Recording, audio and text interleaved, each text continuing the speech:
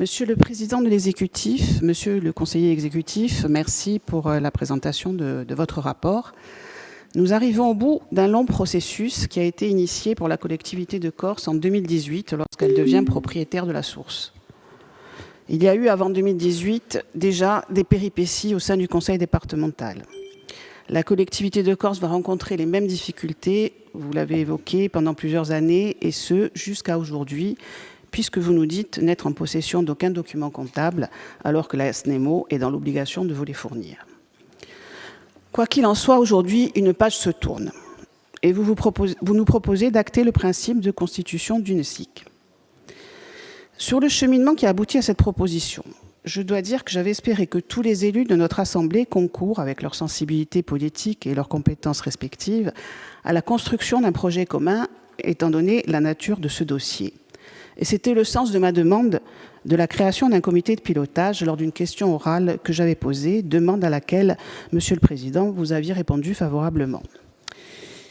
Malheureusement, ce comité de pilotage est resté non pas un alibi, comme a dit Marité, mais plutôt une coquille vide, en tout cas en ce qui concerne les élus territoriaux.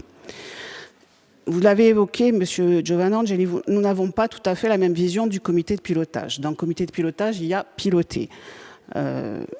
Vous nous dites dans le rapport que sa mission, je cite, « outre le suivi et le contrôle des obligations relevant du contrat de location-gérance, est d'émettre un avis sur le futur cadre contractuel ». Donc, nous n'avons rien suivi et rien contrôlé. 3 réunions en 3 ans, c'est très peu.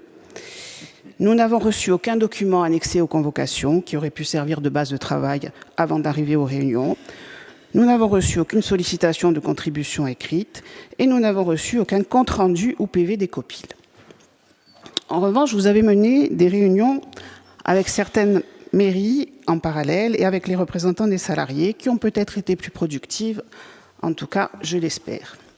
Mais je regrette sincèrement que sur un dossier aussi sensible et symbolique, nous n'ayons pas pu apporter une contribution plus importante. Ceci étant dit, mais pour en revenir au fond sur les possibilités qui s'offraient à vous, vous avez écarté l'option d'appel à projet qui aurait pu amener de grands groupes tels que Nestlé à se positionner, ce que personne ne souhaitait, bien entendu. Mais vous avez aussi écarté l'option d'un contrat de location-gérance à un repreneur que vous auriez choisi. Vous avez fait le choix de la SIC sur la base d'arguments que nous pouvons entendre, à la fois idéologiques et pragmatiques, et il faut reconnaître que c'est certainement la forme la plus satisfaisante pour tous les partenaires qui vont en être membres. Orezza est un bien commun, et il est normal que la communauté des communes, les associations locales et enfin les salariés soient impliqués dans la gestion et l'exploitation de la source, et que l'on sorte d'une logique de profit au bénéfice d'un seul opérateur. Nous sommes tous d'accord pour dire que les retombées économiques doivent profiter à l'ensemble du territoire. Attention cependant à ne pas perdre l'esprit d'entreprise. Et d'ailleurs, nous pensons qu'à très court terme, la société ne pourra pas faire l'économie de se tourner vers des partenaires privés, vous l'avez évoqué, qui ont l'expertise et la connaissance du marché, ainsi que les réseaux nécessaires, mais aussi la culture d'entreprise que n'ont pas forcément les membres tels que la collectivité, les communes ou encore les associations. Néanmoins, nous avons des inquiétudes sur la mise en œuvre de ce projet. Et c'est normal, puisque vous l'avez vous-même évoqué, nous n'avons pas tous les éléments. Premièrement, sur la temporalité. À 3 mois de l'échéance, nous n'avons droit à aucun faux pas pour la continuité de l'exploitation et pour les salariés. Deuxièmement, sur les capacités de la SAS qui va être créée à être opérationnelle immédiatement. Et notamment en termes de ressources humaines. C'est un point que j'ai soulevé en copile. Je n'ai pas eu de réponse. Quelles sont exactement les ressources humaines de l'entreprise? Nous n'en savons rien. Sachant que certains services sont actuellement externalisés, vous en avez parlé, notamment l'exportation, la SAS sera-t-elle en capacité d'assurer une continuité? 20%, c'est beaucoup. Il faudra que les choses se mettent en place très rapidement. Vous citez dans le rapport, au paragraphe 2, page 8 du projet politique, 2 types de postes à créer. Community manager et commerciaux.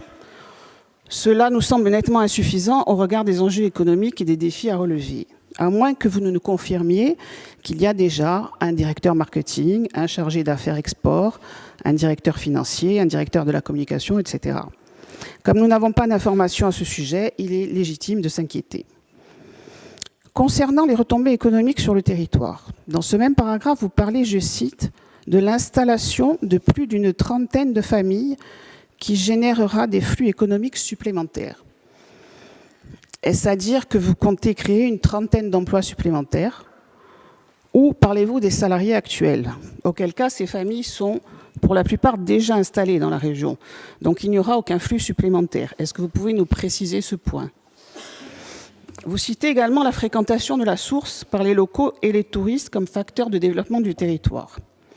Comment comptez-vous les attirer? Parce qu'actuellement, le lieu n'est pas franchement attractif et je vous invite à aller voir les avis laissés sur TripAdvisor par les quelques touristes qui se sont déplacés sur le site. Là encore, on est dans une autre branche de l'activité, une autre branche que la production, et qui va également nécessiter des compétences nouvelles si on veut la développer. En résumé, avez-vous évalué les besoins en création de postes nécessaires à maintenir l'activité au niveau actuel, mais aussi à développer de nouvelles activités? Les ressources humaines existantes sont-elles suffisantes ou pas? Enfin, troisième inquiétude, la situation actuelle de l'entreprise sur le marché de l'eau. Tout le monde a pu se rendre compte du prix exorbitant de l'eau dorée dans les commerces et le consommateur a sur un même rayon des eaux italiennes ou françaises à moitié prix. En ces temps de crise économique, il ne va pas hésiter une seconde.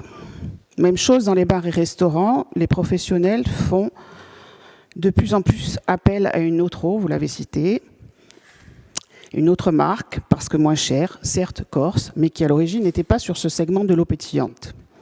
Ce sont des parts de marché qui, quand elles sont perdues et que les habitudes de consommation commencent à changer, sont très difficiles à regagner.